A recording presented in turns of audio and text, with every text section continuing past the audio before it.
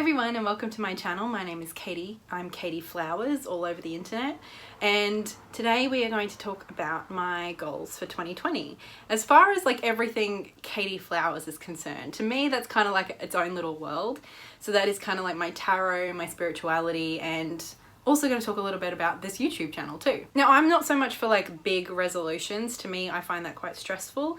Instead, I like to just have a bit of an idea of some of the things I want to focus on this year, and so that's what we're going to be talking about. A lot really was different for me in 2019. I feel like as far as my YouTube channel is concerned, and like everything spirituality, tarot related, I kind of stopped caring as much. And that sounds awful, but I feel like it's exactly what I needed and it felt really good. As far as like tarot and YouTube and even my spirituality, I just kind of stopped trying so hard. I stopped like overthinking things. I just really focused on having fun. I think you guys probably noticed that, at least like from an external point of view as far as my channel's concerned. I kind of stopped with a lot of the more serious videos. I was a lot more lax with myself as far as my upload schedule goes. I still tried and I still care about the content on my channel. I still want to be proud of it. But I suppose the way I framed it and the point of it really changed to be something more free and fun rather than like educational, informative, or like, I don't know, serious. As far as I was concerned, there was very little room for taking things too seriously in 2019. And so whilst that was great, I do kind of feel like I'm ready to, I don't know, invite a little bit more substance back into my world. And as far as my spirituality and tarot is concerned, they kind of, I don't know, they weren't a big part of my world in 2019. Obviously, like I still had cards around me. I'd still like draw a card for a daily draw. I think I did maybe, I don't know, a couple of readings for myself here and there. Sometimes I draw 3 cards for the week. It was all very like informal and chill though, which is kind of my theme for last year. Which meant that I read no tarot books. I really didn't study any decks.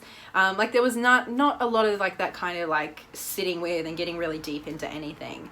For me, 2019 was really kind of about lightness. And that also goes for my spirituality. I read some books that are relate to my spirituality, and I suppose as a pantheist and, you know, someone who's interested in, I don't know, like the magic of the world, I find that in most books that I read. But if you watched my favorite books of 2019, I don't think any of them were like explicitly witchcraft or pagan related.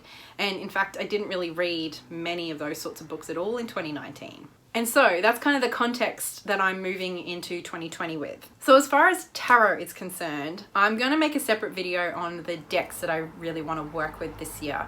Obviously, my practice isn't going to be just limited to those decks, but there's a handful of decks that I really want to focus on playing with and getting to know more. But beyond that, finally, let's get into the goals I have for 2020. So the first thing I want to talk about that I would like to spend a little bit of time with this year and just kind of explore whether it is for me and give it a go is Ogham. Now, Danny Lang kindly sent me this book, which is Ogham, the Celtic Oracle of the Trees by Paul Rees Mountford, as well as this sweet little deck.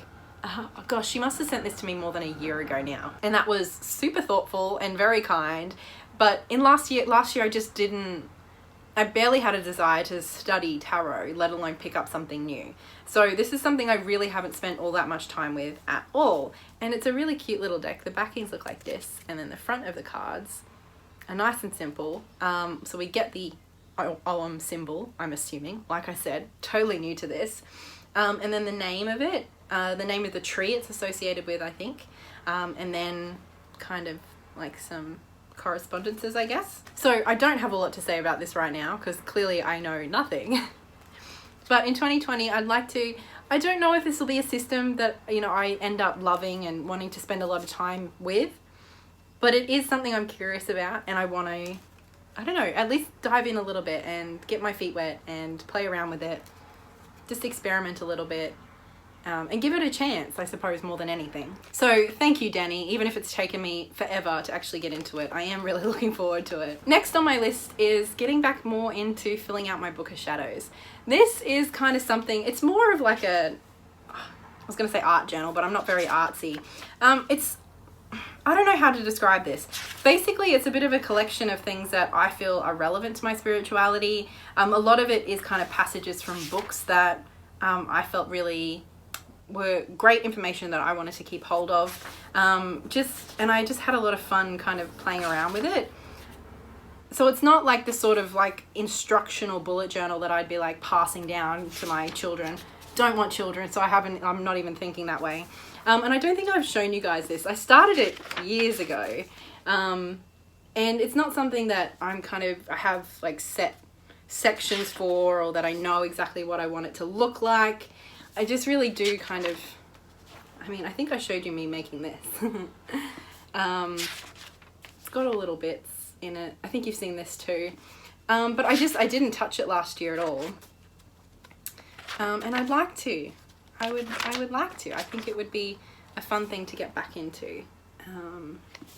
Have little poems like kangaroos.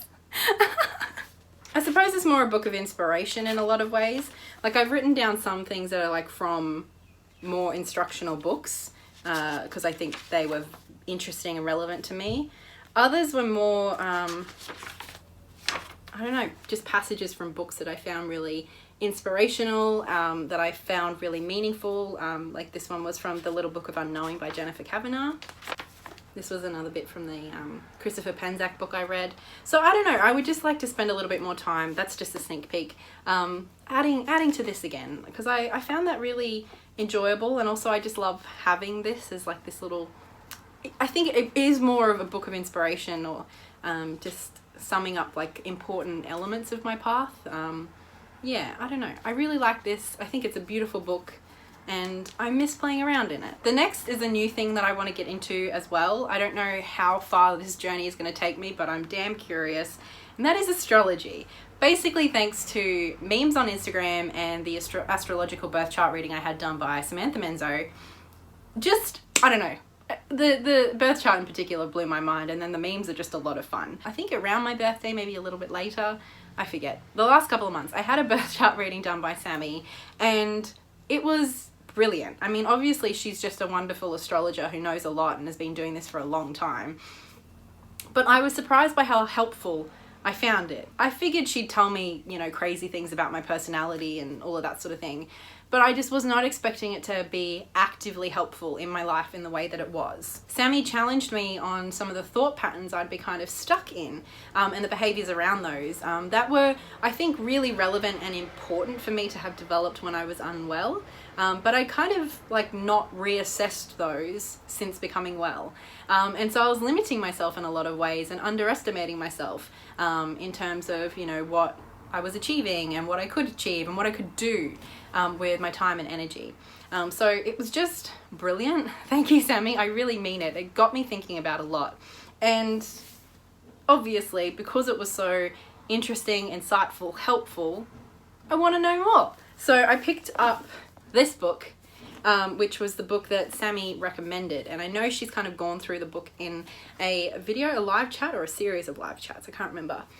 So I've had it for a little while now, haven't even cracked it open, but it's definitely something I want to explore in 2020, and I'm really excited to have this book. But more than that, I'm really glad that Sammy's put that resource out, which I think will be fun and interesting and challenging, and I'm looking forward to it. Also still have all the notes that Sammy sent me from my reading. Next up, we have two things that I kind of started and never finished. I think in part because I knew that they were going to be so big and significant for me. Like, they just feel important and powerful as far as my worldview and spirituality is concerned. And I just think when I was first delving into them, I wasn't in a place that I was ready to devote the time and energy to them. The first is Elements of Magic, this book, which is basically kind of like an introduction to reclaiming tradition. It's edited by Jane Meredith and G'day Palmer. I know G'day Palmer is, but I think also Jane Meredith is Australian, so already that appealed to me. Just so much content is so specific to the Northern Hemisphere, often Western Europe and America more specifically. So this book, it is an anthology, so there's a whole mix of different perspectives and lessons or essays provided by different people. And so I love that. I love that there is just that element of awareness of Australia and the Southern Hemisphere and differences in experiences. But beyond that, this book, when I started reading it, just really hit me. So much of it just, I don't know, made sense to me. The way that politics are interwoven into everything, and the big focus on community and engagement, and also just land, environment, experience of the environment around us. All of that appealed to me so much. So I think I only read like the first 50 pages and I was already being like, I want to go to witch camp, which is a bit tricky for me. But anyway, I was so invested in this. And then I started getting to the activities and I just wasn't at a place where I was ready to do all of that. This is not the sort of book that you're supposed to read from cover to cover. And I'm a big fan of reading books cover to cover. So I kind of set this aside.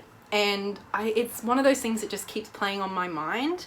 And it is the sort of thing that I do want to invest time and energy into. I just feel like it felt so big and important. And I knew that I wasn't in a place to devote that time and energy to commit to doing these activities in the way that they were presented, in the way that, you know, to do them justice. And I'm a bit intimidated, but this year I really want to go through this book properly as it was intended. The other thing I kind of started, and this is even longer ago, that I never really got through was the introductory pack to the Order of Bards, Ovates and Druids. It's kind of like the sample introductory lesson, I guess, to give you a taste of what this path and the study kind of course with them is like. And again, this was one of those things that just, I don't know, you know how you read some things and you're like, oh fuck, I kind of feel like I belong here, or at least something here is really important to me and my journey. It kind of had that same big feeling to me. I don't know if I'm going to become a druid anytime soon, but it didn't feel like something I just wanted to flick through and move on. It felt like something I really wanted to devote that time and energy to. It felt important. And I wasn't really there then either.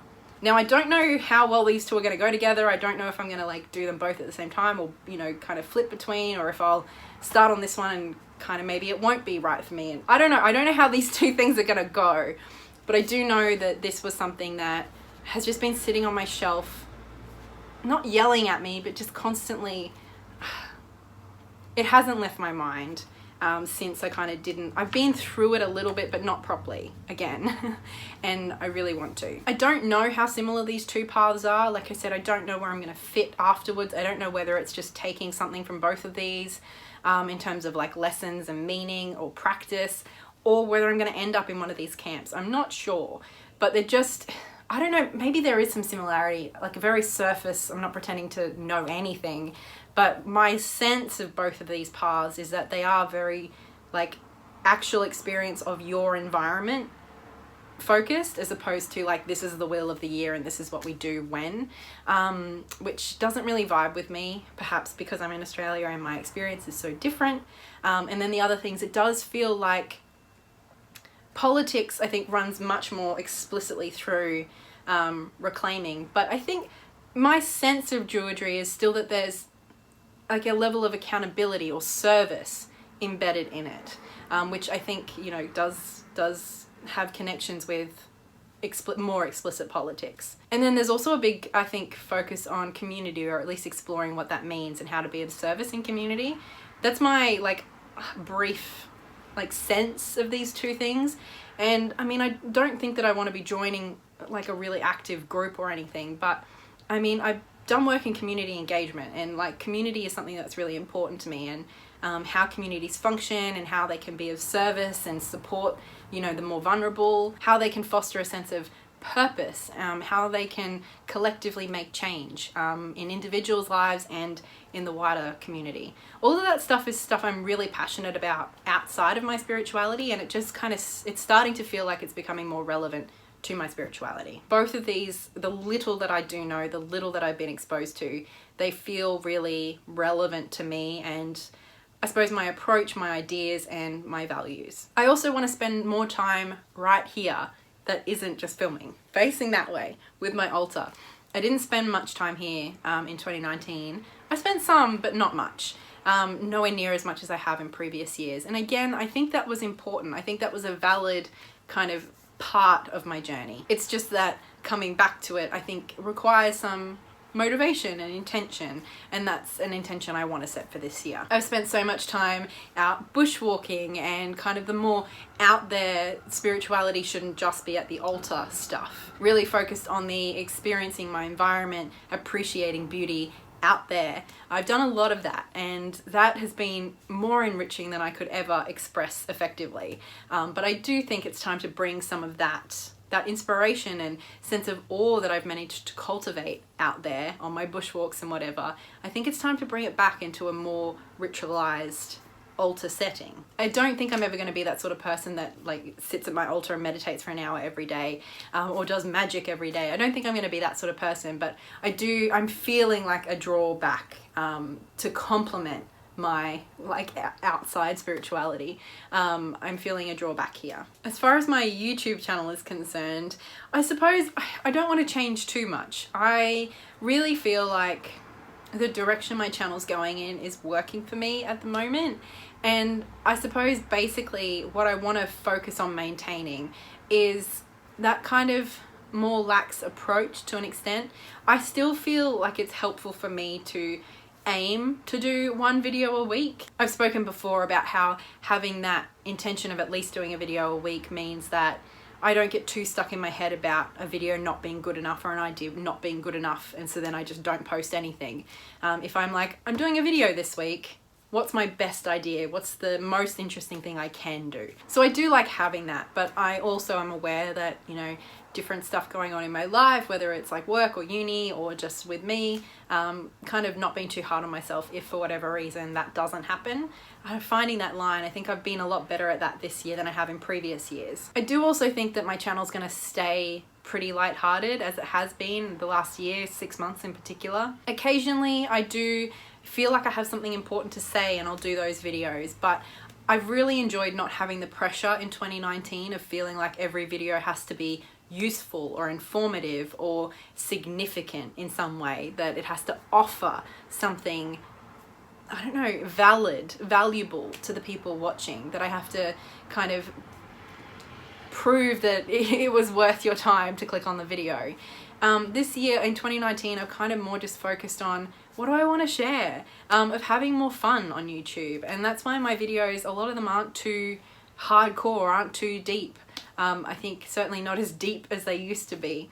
And while deep content, for lack of a better word, is super important and amazing and interesting and gets us thinking and talking, that's all so important, I've learned in 2019 that fun, lighthearted sharing, kind of like, this is what I'm up to, hey, what are you up to, sort of videos, like, they're just as valid. Entertainment and connection can be all the reason you need to watch a video of mine. And I've kind of released this, I don't know, obligation to provide more unless I want to. That approach to all of this has been doing wonders for my mental health, and it's made me fall back in love with making videos and participating on YouTube. I think having my Patreon and the Discord server that we have over there as kind of separate, as a place where I feel like there's a bit more of a smaller, tight-knit community, that has kind of really helped balance out my experience on YouTube as my channel's kind of grown. Having that smaller place has really also helped with my mental health and just how I view YouTube. And while we're on the topic, of course, I should probably take the time to thank the people who are responsible for that, and that is everyone over on the Patreon. A big extra special thank you goes to Tracy Timmerman, Lynette Brown, and the Hales K. I'm gonna have to check with you how I'm supposed to pronounce that. Although I'm filming a few videos today, so it might be wrong for a couple of weeks, but we'll sort that out. Anyway, thank you so much to everybody over there and anyone watching this video, because whether you want to support me on Patreon or not, whether you can or not, that's totally fine. There's lots of ways to support the creators that you love to watch. You can comment, like our videos, subscribe, share, all of that good stuff, especially the comments. I love talking to you guys. But anyway, I do hope you've enjoyed this video, and I would love to hear some goals that you have for 2020, especially around this sort of stuff that we talk about on this channel and in this community. And hopefully I'll talk to you in the comments, but certainly in the next video. So much love. Bye.